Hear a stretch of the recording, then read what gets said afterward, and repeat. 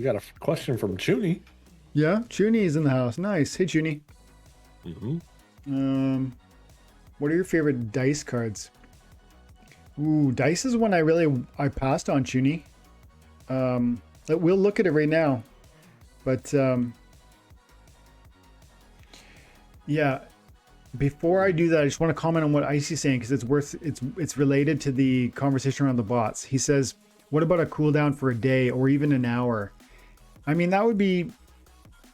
I don't see a problem exactly with that. I mean, I think it might get annoying for people who want to keep being that bottom.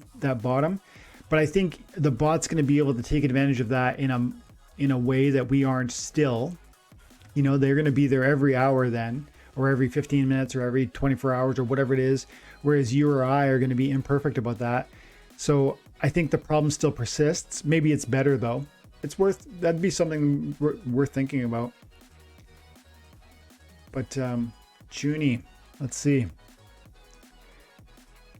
Dice was I should tell you guys first that when I started getting serious about this game, I was selling beta cards, and yeah, I was selling beta cards that had appreciated wildly for Untamed packs.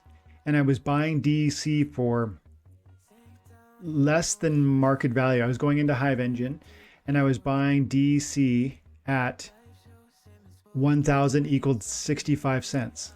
And so I was able to buy $2 worth of DEC for $1.30, and I would do that I'd sell a card, an old beta card, and I'd buy DEC at a discounted rate on the market, and I'd come into Splinterlands and I'd give it to Splinterlands, and they would accept it at 1,000 equals $1. So it was this exchange rate arbitrage play that I was utilizing to stretch my value and get more Untamed packs, moving out of beta and into Untamed. And I took Untamed super seriously because there was a ton of airdrops that you guys know full well, right? Like Kitty and Yodin and Llama.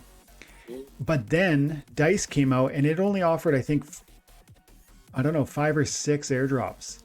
And it was more expensive than Untamed. Untamed was $2 and Dice was $2.50. So I felt that Dice was a ripoff. And I thought to myself, I just bought a ton of Untamed cards. My deck is much stronger. I can do without this Dice stuff. I do regret it, but only because the summoners are good. I really like Quid a lot. I really like Lorna and Mylor a lot. Real quick, wasn't Dice 3,500 DEC? It might have been. I know. So its price scales. Scales? Scales. Yeah. You know, depending on price of DEC. I see what you mean. So like it depended on the price of DEC to decide whether that was like a cheap price or not, is what you're saying? Because when I came into the game August 15th or 16th, Dice was still a thing. Mm-hmm. I believe I was able to buy Dice when I first started. Yeah. And yeah, it was 3,500 DEC, I believe. And and it was DEC was more expensive then, is what you're saying? Yeah, because at that point the airdrops were out, and then people started buying DEC. Mm-hmm. Mm-hmm. Yeah, that would have been an interesting if I had thought that through. But you know what I remember thinking at that time was, all the airdrops are gone, and look at how the value I just got from these $2 Untamed packs. I got all of these airdrops, and like I was getting arbitrage play on my DEC, and then I was getting discounted Untamed packs. And so I felt like that was a unique opportunity, whereas I felt Dice was a lesser. And it obviously was still a great investment opportunity that I missed. But I just didn't, comparing it to Untamed, that's why. To answer the question. From the summoners, what are your favorite cards from Dice? Yeah. There's not even a whole lot, though. No. Frostlion is one that I mess with. I have a max level Frostlion because it's got, especially at the high levels, at gold and above, you're going to get the shield, and it's very low in hit points and armor, but you know, for opportunity or for I like having it for opportunity plays. I like having it for Little League. I like having it for equalizer rule sets. And it's got the void armor, so even if you're getting blasted by like a ruler of the seas, that armor is going to take the first hit, and then you're going to get into the hit points, so it's going to still be 2 or even 3 hits depending again on who you're facing and sort of what situation you're using it in. 2 mana, anything that's 2 mana, I'm always taking very seriously, and this is a card that I like and I have.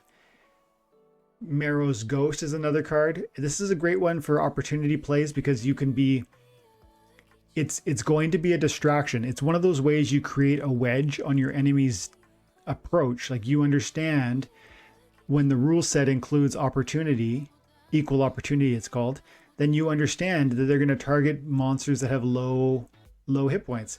This one here, having the 1 hit point is, you know, it's going to be the target, but also you then put it in the right position. You put it in maybe the 6th spot because why? Well, if you put it in the 3rd spot or the 4th or the 2nd and they have blast monsters, they're going to hit your Marrow's Ghost because it's 1 hit point, and they're going to damage the 2 adjacent. But if you put it in the 6th position, it's only going to do the Marrow's Ghost and then the 5th spot. I like that better than the 1st because the 1st I really want my beefy tank with a lot of hit points. And so this is something I use a lot in situations like that.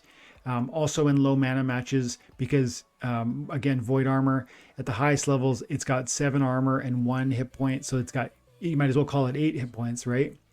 And it's got 3 attack. This is one I have maxed out. And at Diamond, I don't like it at lower levels, but at Diamond, it's exceptional. Naga Brute. How about you, Jim? Yeah, I did 2. You got any goodies in here? Battering Ram is amazing. Good point. For 2 mana. Mm-hmm.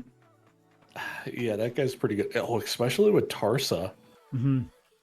Because he goes to the 2 damage and at level 1 with the opportunity. But as you level him up, he starts then getting that accuracy. Mm-hmm. That's really nice, especially if you want to combo it with the Serpentine Spy. Mm-hmm. Then you just start picking off their low HP targets. You know what I see is the white team with Battering Ram. It's a melee play. The new like Chaos Legion white. And what I see is Celestial Harpy, Stitch Leech, Battering Ram, Chaos Knight, and sometimes Sunkai Harvester is nice too. But you can do Blinding Reflector. All of these, you can do a full team for like under 20 mana. And the Knight is going to give them all Inspire at level 9. And then Celestial Harp, they're dropping bombs. And there's also Feral Kitty. There's also the Silver Shield Assassin. Yes, which is amazing. And I think it's Silver Shield Knight that also gives Inspire. That's right. That one's from Beta? Beta, yeah. So I definitely feel strongly that the Battering Ram is amazing also. Lensmaster's another really good one because of Sloan. 1 mana, 2 damage with 3 speed. It's outstanding. Blind and Shatter. This is a card I never bought, and I was like, I didn't at all pay attention to it. And then I just started seeing it with the Shatter and the Blind. And Blind is something I really value. I very highly prize Blind. It's so effective. And so it is one if I ever saw it this is kind of tempting. Because this is something not everybody will know. But this is a measure for me as to whether or not a card is affordable. If the BC price per unit is comparable to the high bid value, that tells me that this is a relatively good price. As you can see, it's at 49 versus 42. So that's too big of a disparity. But if this was at, say, 43 per BCX, I would give it serious thought. Not saying I would buy it, but that's one way I decide whether or not the price is kind of a fair and appropriate number. Ooh, this one. Lunakari Mistress is one that I bought. Good. So good. With the Oppress and Cripple. And it does 4 magic at the highest level, which is when you make that in a press, this thing deletes. And I like it in bronze and silver. I like it in gold and diamond. It's really good at every level. Yeah, I just learned a lot about that card today during the Zen Sports tournament with Luke. Mm. That thing demolished. They were playing Delwyn, the Dragon plus Magic Summoner. Mm-hmm. That thing destroyed.